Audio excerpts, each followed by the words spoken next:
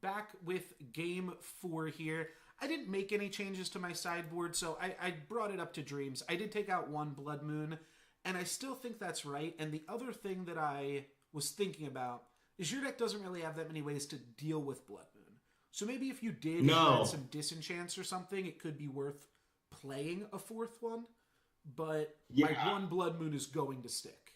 Well, that's true to an extent. Between the single copy of Cast Out and Oblivion Ring, for instance, last game, you chose the right land. You took me off of white because single black isn't going to get me very far, right? Right. But if I don't have the plains, I don't have a disenchant effect, and you're right. Your Blood Moon's going to stick. It's the question of who's got the clock. That's very true, yeah. Taking you off white mana is your disenchant mana, so that's true. I don't want to get only 1 plains. Flooded. Speaking of flooded, this hand's already kind of a mulligan, so I'm going to go ahead hit that mulligan button here. Our hand is above average, so we definitely kept it. I'm going to keep this 6. All right, we're going to play this innocuous flagstone, fake plains, and say, go ahead. Fake plains. Sure.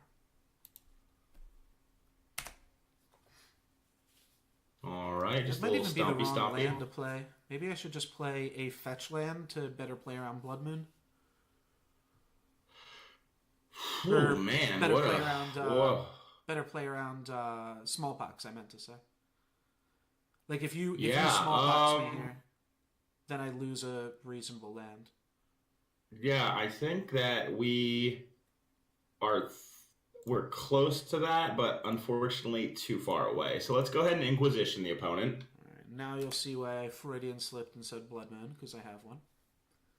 Ooh. Also have an Eternal Witness. That Blood Moon. And you kind of have to take Eternal Witness if I have one. But you're going to take Voice. Interesting. Nope. Don't want to take Ewit. Sounds fair to me.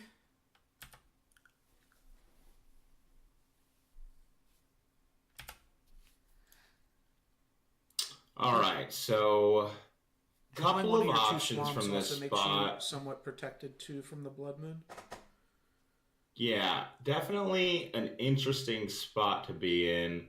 I think mainly basic swamp and then Smallpox, sacrifice flagstones.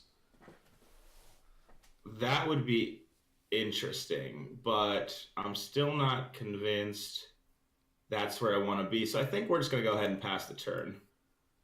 More important to think about the potential than do it this way. So in response to his fetch land, we'll go ahead and cast Shadow of Doubt so that he gets denied a land. And he can't crack the Windswept Heath this turn now. I guess he couldn't respond, but it's not going to do him a whole lot of good. I can crack it in response. I think I will. It will then just let me get this land in play, which is really better than having it in my hand here. That seems prudent. Though that said, I'm not actually sure which basic I want to grab. I do definitely want to grab a basic because I have Blood Moon. But the Eternal Witness with the double green versus the Resto with the white mana is a little bit of a tricky call. Yeah, I agree. I think that this Shadow of Doubt really puts a little bit of strain on this fetch land. Let's grab a Plains.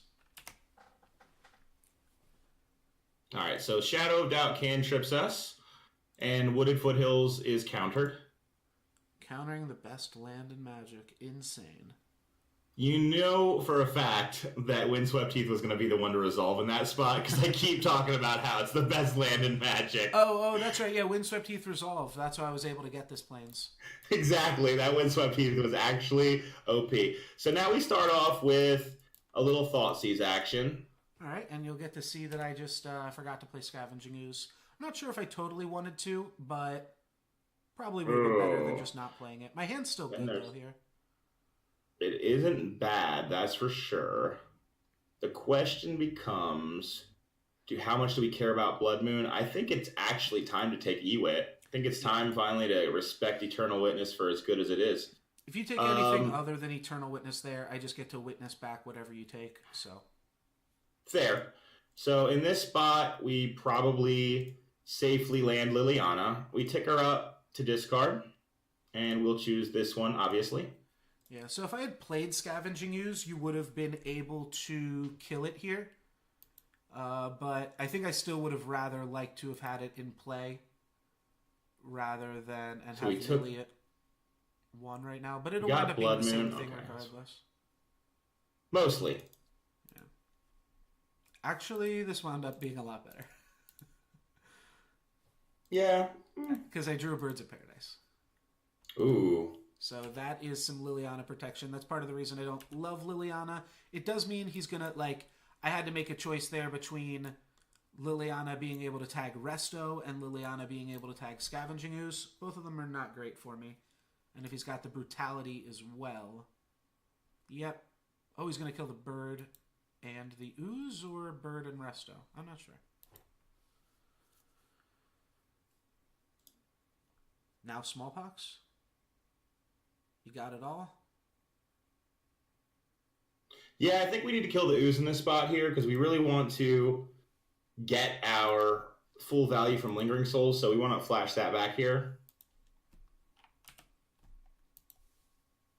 So we go ahead and use the Fetid Heath to make black and Lingering Souls flashback before we pass it. He's got Restoration Angel left over in hand, so he has to draw a land to be able to cast it. Or he draws a castable spell, like Kitchen Finks. Not bad. Mm-hmm. Stick's got a lot of just value cards that are good against, like, in these weird top deck wars. My lands are hurting right now because you Shadow of Doubted me. But if I can draw some cards like Eternal Witness and Kitchen Finks, that's going to be pretty good for me. Got another Liliana, or what's the deal? Just trying to make max usage of my discards. Fair. Oh, you like your cards in hand, you're saying? Yeah. Fair. So this is where we will... We've been very patient about this all game, in fact, since turn 2. Yeah, you've had that for a while.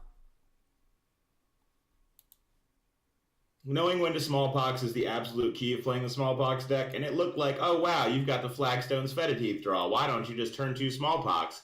My opponent was wisely playing around it, not throwing his creatures under the bus. So we had to find a place later in the game where we could abuse the fact that we had the full value Smallpox. So we found it. He's got no cards in hand and 2 lands in play. It's a very good position to be in. Yeah. All right. And yeah, now I mean, you don't have a quick clock against me, which is going to potentially give me the time to draw out of this, but I promise you that's not true. I've been very patient this game. Got the Gidgeon. Oh, Bitter Blossom. Okay. That's a sweet one, too. All right. Third land. Mountain's pretty good here because most of his double-costed creatures cost double green. Yeah. Like Kitchen Finks or like, for instance, Eternal Witness. The Mountain is probably one of the better lands that we can see him draw here. We'll go ahead and yield to these Bitter Blossom triggers. The only thing that Mountain helps me cast now is Kiki Jiki and Inferno Titan. But that's still more than a few lands away. We're definitely looking for green mana Something else. Yeah, green mana sources are much better here. All right, we'll pass the turn. Feeling good about our position. Just have to find a way to close the game out before he can claw his way back in. Mm-hmm. I think another one card that would be pretty sweet here would be Cunning Spark Mage. It wouldn't quite be enough to do it, but if I draw like a Cunning Spark Mage and a Kitchen Finks, yeah, it creates... Yeah, I think that's very interesting. It means that I don't fall behind on board, and you're still losing 1 life point a turn. Exactly. You get the full value of killing the creature and having essentially dealt the Cunning Spark Mage damage to me. Yeah. Huh. It's tough to say how we should approach it. I think we just go to our draw and see how we draw. See if you want to Fatal Push my bird. Not a terrible draw, not the greatest draw either. Let's just continue getting in. No blocks. Wisely choosing not to block. And we'll shit on that. No, okay. No, it's live. You can have that. Alright, I don't think I'm going to be able to win this game, but I am going to get to cast a pretty sweet magic card. Oh my god. This couldn't have worked out any better. It's like I was meant to win this game. Fatal push into sack? What do you got? Oh, cast out. Get out, Chameleon! That'll kill Chameleon for sure. I think I can still win this game. Ooh, that's a sweet one. That's a sweet one. I need to draw pretty well. Let's send in the flyers. Yep. I go down to 8 from that. That's not a great one. But it's, like, fine. Oh, sure. I mean, I can imagine that my lifelinker is not long for this world. Yet, choosing the shambling vents very wisely, not the flagstones of Trakar. Yeah, wasn't gonna Not take that flag there. Not falling for that one, buddy? Nope. All right, so the question is, would you pay the Echo? I'm imagining not from this position, because there's no way that the Avalanche Riders is realistically racing the army of flyers. But we do have blockers on the way back anyway, so it's not like we're too concerned with it. We're just going to try to win next turn. You're at 10. I think I have to draw Kitchen Finks here to... No, even Kitchen Finks doesn't get me out of the game. I don't think I have any live draws in my deck. Maybe... No, Evolution's not going to work because I have to sacrifice Avalanche Riders here. So... Theory Justice would be an interesting draw. Yeah, I needed to draw a fetch land. Oh, you gotta send a message. Fully kill myself. But you won't do it. Unlucky. All right, that is game 4, and we got one more game to finish this one out here. It's nice and even. Always love a good series with you, Lux. Always love a good series. Yeah, I'm gonna get to be on the play for this last one, so I'm feeling confident, but we'll see how it goes. All right, gang. See you back for round 5. Don't go nowhere. You want to know who wins this one. Stay tuned.